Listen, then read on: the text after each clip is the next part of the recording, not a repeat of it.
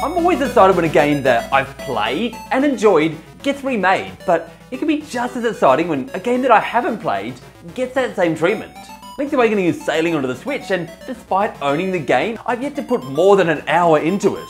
Now personally, I'm so happy to see such a highly regarded past game return, but I'm wondering what type of life will this find on the Switch? I mean, we know that it's going to do well, but how well, and could it do better? Now in regards to Link's Awakening, I've noticed people calling many things into question, and so today I want to cover those things in this source of discussion, if you will. And I think what better place to whet our appetite than with the art.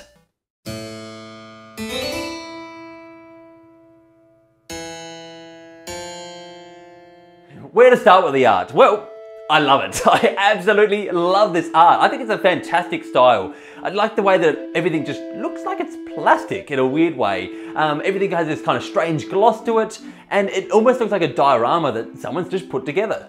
And like I said with the glossy lighting, they really did not hold back on this. You notice everything is covered in this glossy lighting, whether it be the trees, whether it be the ground, just everything has got this shiny gloss to it. There's also big heads on characters and even enemies, further emphasizing the fact that like this is all just little pieces of diorama, like little bits of Lego that have gone into this. Except not Lego, because Lego doesn't look like that at all, but kinda. One thing I do hear come up a lot is the fact that Link doesn't really have much of a face going on. He's got a couple of little black lines for eyes there, and then that's it. Now again, while I may like that style, I do understand that it's not everyone's cup of tea. Some people would like Link to be a little bit more expressionable, like you would have a little bit more expression on his face, put some eyes in there that can really help show his personality. But again, to that point, we're at a really bad angle and a zoom to even be able to see much of his face. So a lot of the time, we wouldn't even be seeing that expression. And that's perhaps why it works so well in games like The Wind Waker, which I hear a lot of comparisons to, in saying that we like that art style because it allowed Link to have expressions to his face. In this game, I don't think that there would be that much expression to be had because you wouldn't be seeing it a lot of the time. It didn't have that low down camera angle that you could get. I also do hear a lot of people saying that it stays quite true to the original because of the eyes and the way it all looks like that. I'm not going to make that same comparison because I haven't taken enough time to compare the two, but it's something that I do hear a lot. Another bit of the art that really sucks me in that I'm not sure it's everyone's cup of tea, but that's a good blur effect. You notice that on games like recently we had Yoshi, and then before that maybe like Octopath Traveler. I was all for the blur effect in those games. The last thing here I'm going to say about the art is that I'd love for it to be used, because I personally like the art style, in some other type of games. Maybe not just Zelda, but other games in general, or even other Zelda games like the Oracle games. And you know, just as a like pie in the sky type of idea here, I could almost see it being used in like a Zelda maker. I think that would be really cool. And because of the art style and because of the type of game it is, where everything's very grid based, it kind of lends itself to that, where you could just lay down grids of stuff and tiles, and I think that would be really cool. Now let's talk price, because the biggest thing that I see swirling around the internet at the moment is this going to be a $60 game? And I don't know. Part of me wants to believe that they won't, because if they just straight up do a remake of this game, compared to other remakes they've done, if we go like with Pokemon Let's Go, this is just a straight remake, even though it has new art and everything like that. It's still just a straight remake, so we're going to charge a little bit less. But the other part of me goes, this is Nintendo, and any company in fact, they'll probably just try to get away with what they can, and to be honest, they would get away with it with me. Like, if they were to charge $60 for this game, personally, I'd be happy to pay that. I haven't played, as I said, I haven't played this game before, so it's a new experience for me. And basically, I love the look of it, and I'd love to experience this, $60 or not. But I can kind of understand the people that don't, or I definitely can understand the people that don't want to pay $60 for this, whether they be because they paid it before, whether maybe they don't like the art style, or maybe they're like, Nintendo's not putting enough work into this to be worth the $60 that they want to ask. Or might ask, I shouldn't assume that they want to. The biggest thing before we get any deeper into this is to completely understand that value is the same as art, and it is in the eye of the beholder. So obviously everyone's going to have a different opinion on what value is to them, and even what they get value out of, whether it be time played in the game, or whether it be just how much effort was put into it, or whatever they want to think that value is worth. Now, part of the thing that makes value valuable is content.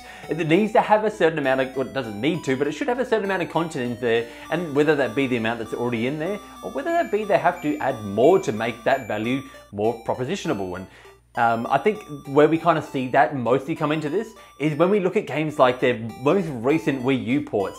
Obviously the value of them when coming over to the Switch doesn't quite sum up, and so we see more get put into those ports. We see Donkey Kong Country Tropical Freeze come out, and that comes out with the new Funky mode. Or we see Captain Toad come out with a few extra levels, and there's much more examples than that, but you kind of get the idea. Part of me doubts how much extra content will be in there, or at least different content, because it does really seem to be trying to be as faithful to the original as possible. Right down to the amount of blades of grass are in one area, it really does seem to be very faithful, so I can't imagine them doing too much. If they do decide to touch it at all, there's a few things that I could see them doing, and the first one is definitely just adding some sort of extra mode or extra content around the outside of the game. So be whether from the menu, you can do some sort of speedrun mode, or maybe just other different fun modes that you could do into this. Maybe even things like two-player. We know that Nintendo loves this whole idea of take off the two Joy-Con and share them. And we've seen this even in games like Pokemon Let's Go. They seem to really want to push this into everything. So there's a chance that there could be, it might be two links together, or it might even be some sort of other mode that we see with some other games where they let you play in two-player mode. Maybe even a Master Quest. I mean, I don't actually know if this game had a Master Quest or a harder mode in the first place, but we could see something like that, like easier modes or harder modes added at the end of the game for multiple replays. I think that's definitely something that would be on the cards. Most likely locked behind a little amiibo. Someone's gonna hate me for that. I guess the last thing I want to say here is that the game is in a little bit of a weird situation for me, because when we watched the Direct, I came away with it and Mario Maker was like my game for that Direct. It's like, yes, I love Mario Maker.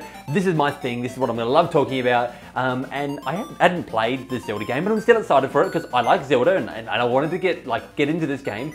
And yet all the discussion that I could find that people were having about this game that were interested in was pretty much all about like the art and everything we've talked about here and the price. And I was kind of like, it sucks, because I hate to put it that way, it sucks, like, come on Eric. But to me, like when I talk about Mario Maker and everything that I've found about Mario Maker, it's a celebration. And a lot of people are just celebrating it. There's not that amount of negativity around it. And yet this comes out, and I don't feel like the Zelda fans here are having that same chance to celebrate without having to throw a butt into every party. You know what I mean? Like every time they go to talk about this game, it's like, oh yeah, it's this, but someone comes in and, you know, but the art, or, you know, but the price, or anything like that. And I hate that. I hate that no one's getting a chance to really celebrate it. I would have loved to do a video like that by myself, but I don't know enough about this game, so I can't come in here and be like, hey, look at this, let's do a comparison, let's do something fun like that. Instead, I kind of had to discuss the hot topic at the moment, which is all of the stuff that I kind of talked about. And so hopefully you enjoyed it. Hopefully you have an opinion of your own. I'd love to hear how you feel about this game. Either let me know either how you feel about the price or how you feel about the art. I want to hear all opinions. Like I don't care if you don't like the art. That's totally, as I said, beauty, art, price. It's all in the eye of the beholder, and you don't have to like it or love it or hate it. It's up to you. I don't need to tell you that though. So anyway, that's going to do it for today's video. Remember, for great Nintendo entertainment, you can count on me. Okay, today's end screen is a quick explanation of where I have been, because obviously I've been, I think it's been 3 days since I uploaded, which is really strange for me. Basically, first of all, there was a hole back there in that wall. You might have noticed a patch in some of my other videos. Weird little patch up there. I've patched that. Also, the picture is down, which is a really blank wall now. I've got stuff that I've got to put up there. That I want to put up there. I've got to do something about that because it looks really plain and blank now. It's boring. I'm trying to stand and cover it at the moment. What else? Yeah, I mentioned Nat got sick, which kind of just threw everything out because it meant just kind of picking up the slack with everything else around the house and doing that, including the day that I took off for that. It's just really thrown me behind. And there's a couple other things that I'm planning with the channel as far as like updating a few things that are taking some of my time as well. So basically it's all happening for the better.